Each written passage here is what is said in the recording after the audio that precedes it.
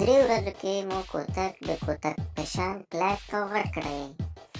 سلام دوستانو، ستاسو د صحت په هیله لاندې سبسکرایب ټکونه ووهئ د هغو کسانو لپاره چې لا ډېره ضروري ده چې مېرمنې یې چاغې وي. د بې ځایه درملو پر ځای د طبیعي شیانو څخه ګټه واخلئ. نن درته دا وایم چې څنګه خپلې جنسي آلې یعنې کوتک شانه اولاد جوړ کړئ. تر ټولو لومړی یو ګیلاس د کوپرې او یا ناریال اوبه راواخلئ، بیا یې د 3 کیلو سره وڅښئ. که رښتیا غواړئ چې نتیجه یې وګورئ نو د ورځې 3 ځلې یې استعمال کړئ او تر 7 ورځو پورې باید استعمال شي.